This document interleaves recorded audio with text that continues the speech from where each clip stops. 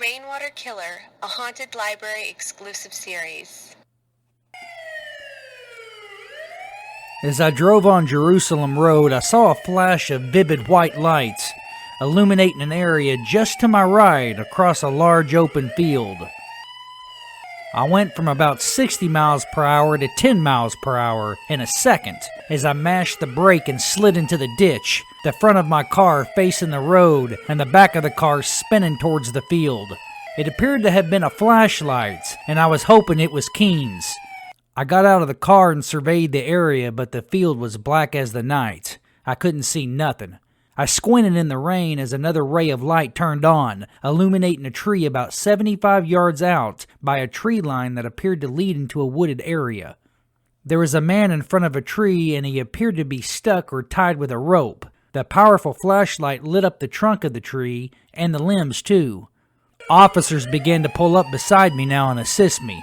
That's when the gunfire rang out. Machine gun fire from a semi-automatic. I heard the first whiz of bullets fly past my face as I instinctively covered my head and went down to my knees. I crawled to the front of the car to shield myself. Other officers stepped out of their vehicles the second the gunfire started, and I watched as two officers were mowed down, spats of blood exploding from their chest as the bullets penetrated their bodies. They apparently hadn't been wearing bulletproof vests. If we returned fire, we would surely shoot Keene. I screamed while I was on the ground, still crawling. "Don't fire! Hold your fire!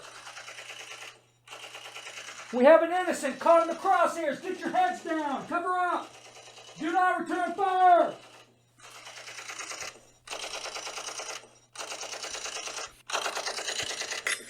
Bullets rang out, blasting parked squad cars that were just arriving. Glass shattered everywhere. It was a cowardly act of mayhem. Officers were rendered stationary and helpless. They were stuck as gunfire continued to overwhelm the whole area. We were all stuck. If they were not hit by the initial onslaught, they were forced to hunker down and stay low as bullets pinged their car, zipping through windows that had been shot out. I had made it to the front of my car but didn't dare try to stand. Belly down, I covered the back of my head as we continued to get pounded by the semi-automatic weapon. One of our officers fired back against my wishes. If we returned fire, we would hit Keene, which was obviously designed. But then again, if he really wanted Keene dead at our hands, he would have kept the flashlight off of him, not revealing him to us. He showed us Keene so we would not be able to return fire. But considering his gunfire power against ours, we didn't have a chance to fire back even if we wanted to, and couldn't see anybody out there in the shadows anyways. As always, he never played fair. Again, I reinforced the order not to shoot. "Don't return fire! Keep your heads down!" Bullets continued to be sprayed now again over the parked squad cars. This went on for over 2 full minutes, but it seemed like 10 minutes. It was the longest, most grueling 2 minutes of my life. And just like that, the bullets stopped, and the night was as silent as I'd ever heard it. Not even a peep from nature aside from the rain softly dropping on our jackets and cars. I was finally able to call dispatch. "We got shots fired over here on Jerusalem. Your service is out here on Jerusalem Road. We need an ambulance and backup, please. Shots fired. Jerusalem Road. Ambulance, back up, please. Shots fired, officers down." Some of us had definitely been shot, and I was one of them. I hadn't realized it until now. The adrenaline had masked the pain, but now my leg was throbbing. I looked at my leg as I sat up to see a hole torn in my Dickies pants where a bullet had blasted my thigh. I stood, going for the back seat of my car to grab a shirt to stop the blood loss. I hoped the Rainwater killer had ran out of bullets. If not, I was a good target right now. But I was still hard to see from this distance since it was dark. Still, the AK-47 or the AR he was using would have probably got me. He had been firing at us blindly in our general vicinity from a distance.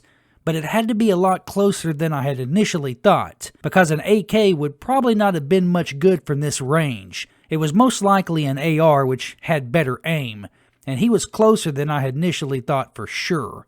I began to think he had shown Keene against the tree with the light, and then he had actually probably started to jog towards us in the field, firing while he was either jogging or walking. It was a horrifying thought. The loss of moonlight prevented me from surveying the field. Lightning cracked the sky and rain fell harder. I searched for my shirt, frustrated and weak. I kept a spare white t-shirt in the back of my car, and as I went for it, I could tell my body was in a state of shock. You know, just like somebody who survived a head-on collision in an automobile accident but is still conscious after. My heart was beating fast. I was shaky. My mind was going everywhere. I was disoriented, and I was staggering. But I had trained for this in the academy, and I was prepared to stay calm. I had never before been shot at in all my years in law enforcement until tonight. And this wasn't just an attack with automatic fire. It had been a direct attack on a group of police officers. The case just got that much more personal, if that was even possible, for me and for every officer that sustained this attack. I began to hear some moans and groans as two officers opened their doors and plopped out of their cars. They hit the ground and rolled a few feet into the ditch. I went over to console one, hobbling all the way over. A few other officers stepped out of their cars, disoriented, but appeared unharmed. "You two, pull your firearms. Stand guard by the trunk of the car. Be careful, we have Keene out there, somewhere in the field. Don't shoot, just watch, but keep your gun close, just in case it's beyond the shadow of a doubt. Get out there, guys." "Yes, sir," they hollered back. The young officers hurried in the back of my patrol car and assumed a side, squatting down by the car. I could tell they were scared. And they had good reason to be. Our man could easily walk up right now and spray us. We were vulnerable and shaken as we waited for assistance and backup. "Detective Allen, we have a suspect approaching. I had just finished tying the knot over my leg with this shirt when I'd heard Officer Hilliard blurt this out. Of course, I darted for position, crouching behind another car and aiming my gun. "Don't fire, guys. Hold your fire," I ordered. Every available officer that was present and coherent drew their guns and took a good position behind a car. We all watched as a lone figure slowly stumbled forward in the field. As the man came into view, I lit him up with a patrol car spotlight. The first thing I noticed was that he didn't have a rainwater mask on, which was obviously disappointing, because I wanted to mow that bastard down right there. There wouldn't have been no such thing as putting your hands up and giving it up. But it wasn't who I wanted it to be. Then I saw Keene's face and could tell he was in trouble. "Daniels!" I yelled out. "Strickland! It's Keene! Get him over here and I'll cover for you!" They ran into the field, but before they could reach him, he fell face first. I watched in horror as a large knife was embedded into his back. I immediately ran to him, a 25-yard sprint. We were now closer to the killer than ever. "Stay low, guys. Get on the ground. Keep your heads down." Ambulance began to arrive now, and more squad cars were arriving too.